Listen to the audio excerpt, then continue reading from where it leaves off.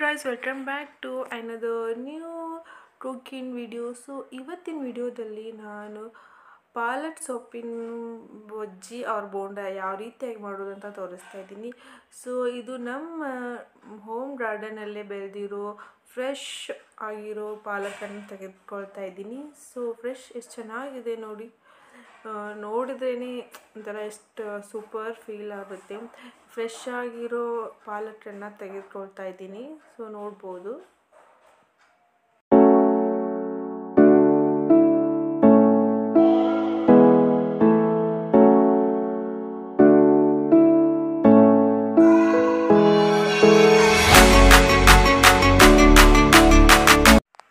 So ಆ ಪಾಲಕನ್ನು ನಾನು fresh ಆಗಿ ನೀರಲ್ಲಿ ತೊಳಿತಾ ಇದ್ದೀನಿ. ಫ್ರೆಶ್ ಆಗಿರುತ್ತೆ, ಬಟ್ ಅಂದರೂ ಒಂದು ಸ್ವಲ್ಪ ಡಸ್ಟ್ ಏನಾದರೂ ಕೂತಿರುತ್ತಲ್ವ, ಸೊ ಹಾಗಾಗಿ ಅದನ್ನ ತೊಳ್ಕೊತಾ ಇದ್ದೀನಿ. ಸೊ ಕೊತ್ತಂಬರಿ ಕೂಡ ನೋಡ್ಬೋದು ಎಷ್ಟು ಚೆನ್ನಾಗಿದೆ.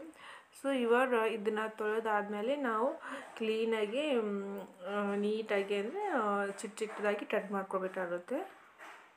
ಸೊ ಈ ರೀತಿಯಾಗಿ ನಾವು ಕ್ಲೀನಾಗಿ ಚಿಕ್ಕ ಚಿಕ್ಕದಾಗಿ ಕಟ್ ಮಾಡ್ಕೊಬೇಕಾಗುತ್ತೆ. 2 ಸಲ 3 ಸಲ ಕಟ್ ಮಾಡ್ಕೊಬೇಕಾಗುತ್ತೆ. ಅಂದರೆ ದೊಡ್ಡ ದೊಡ್ಡ ಪೀಸ್ ಬಂದರೆ ಚೆನ್ನಾಗಿರಲ್ಲ, ಚಿಕ್ಕ ಚಿಕ್ಕ ಪೀಸ್ ಆದರೆ ಚೆನ್ನಾಗಿರುತ್ತೆ ಅಂತ. ಸೊ ಆಮೇಲೆ ಇದಕ್ಕೆ ನಾವು ಫಸ್ಟ್ ಕಡಲೆ ಹಿಟ್ಟು ಹಾಕ್ತಾಯಿದ್ದೀನಿ. 2 ಚಮಚ, ದೊಡ್ಡ ಚಮಚದಲ್ಲಿ ಸಾಂಬಾರು ಚಮಚ ಇರುತ್ತಲ್ವ, ಆ ಚಮಚದಲ್ಲಿ 2 ಚಮಚ ಕಡಲೆ ಹಿಟ್ಟು. ಸೊ ನೋಡ್ಬೋದು. ಆಮೇಲೆ ಇದಕ್ಕೆ ನಾನು ಏನು ಹಾಕ್ತಾಯಿದ್ದೀನಿ ಅಂದರೆ ಸ್ವಲ್ಪ ಕಾರ್ನ್ ಫ್ಲೋರ್ ಇರುತ್ತಲ್ವ, ಕಾರ್ನ್ ಫ್ಲೋರು ಹಾಕ್ಬೋದು, ಲಾಸ್ಟಿಗೆ ಹಾಕ್ತೀನಿ. ಸೊ ಇವಾಗ ಇದಕ್ಕೆ ಈರುಳ್ಳಿ ಹಾಕ್ತಾಯಿದ್ದೀನಿ. ಸೊ ಈ ಈರುಳ್ಳಿ ಹಾಕಿದಾದಮೇಲೆ ನಾವು ಕಟ್ ಮಾಡ್ಕೊಂಡಿರ್ತೀವಲ್ವ ಪಾಲಕ್ ಸೊಪ್ಪು, ಅದನ್ನು ಕೂಡ ಹಾಕ್ತಾಯಿದ್ದೀನಿ. ಸೊ ಫಸ್ಟ್ ಪಾಲಕ್ ಸೊಪ್ಪು, ಆಮೇಲೆ ಈರುಳ್ಳಿ, ಆಮೇಲೆ ಕಡಲೆ ಹಿಟ್ಟು ಇದೆಲ್ಲ ಹಾಕಿ ಮಿಕ್ಸ್ ಮಾಡ್ತಾಯಿದ್ದೀನಿ. ಆಮೇಲೆ ಸ್ವಲ್ಪ ನೀರು ಹಾಕ್ತಾಯಿದ್ದೀನಿ. ಸೊ ನೀರು ಹಾಕಿ ನಾನು ಕೈಲೇನೆ ಎಲ್ಲ ಮಿಕ್ಸ್ ಮಾಡ್ತಾಯಿದ್ದೀನಿ ಇದನ್ನು. ಸೊ ಈ ರೀತಿಯಾಗಿ ಮಿಕ್ಸ್ ಮಾಡಬೇಕು ಚೆನ್ನಾಗಿ. ತುಂಬ ನೀರು ಹಾಕಬಾರ್ದು, ಸ್ವಲ್ಪನೇ ನೀರು ಹಾಕಬೇಕು.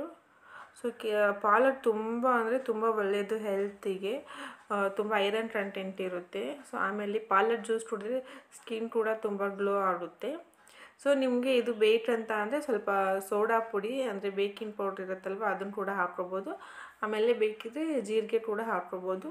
ಅದಕ್ಕೆ ನಾನೇನು ಅಷ್ಟು ಹಾಕಿಲ್ಲ, ಅಂದರೆ ಸ್ವಲ್ಪ ಕಡಲೆ ಹಿಟ್ಟು ಅಷ್ಟೇ ಹಾಕಿದ್ದೀನಲ್ವ, ತುಂಬ ಏನು ಬೇಡ ಅಂತ ಅಷ್ಟೇ ನಾರ್ಮಲ್ ಬಿಟ್ಟಿದ್ದೀನಿ. ಸೊ ಡೀಪ್ ಫ್ರೈ ಮಾಡೋಕ್ಕೆ ನಾವು ಇದನ್ನು ಆಯಿಲ್ ತೊಗೊತಾಯಿದ್ದೀನಿ. ಆಯಿಲ್ ತೊಗೊಂಡು ಸೊ ಅದನ್ನ ಹಿಟ್ಟು ಕಳಿಸಿರ್ತೀವಲ್ವ, ಈ ರೀತಿಯಾಗಿ ಬಿಡಬೇಕು.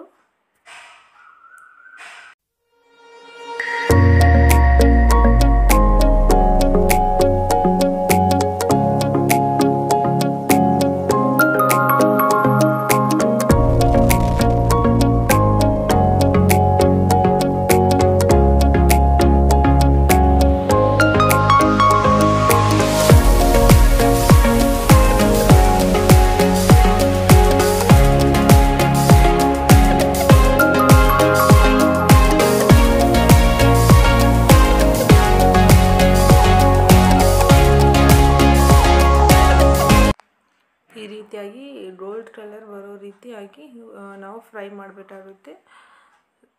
ಸೊ ನೋಡ್ಬೋದು, ಈ ರೀತಿಯಾಗಿ ನಾವು ಫ್ರೈ ಮಾಡ್ಕೊಳ್ಬೇಕು. ಎಷ್ಟು ಚೆನ್ನಾಗಿದೆ ಅಂತ.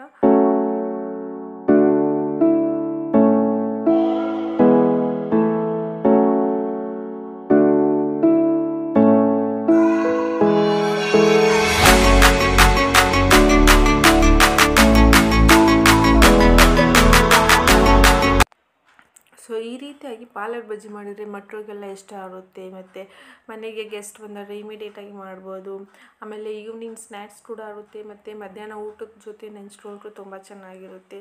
ಸೊ ಒಂದು ರೊಟ್ಟಿ ಮತ್ತು ಪಲ್ಯ ಮತ್ತು ಒಂದು ಬಜ್ಜಿ ತಿಂದುಬಿಟ್ರೆ ಎಷ್ಟು ಅಮೃತ ಸರಿ ಅಲ್ವಾ.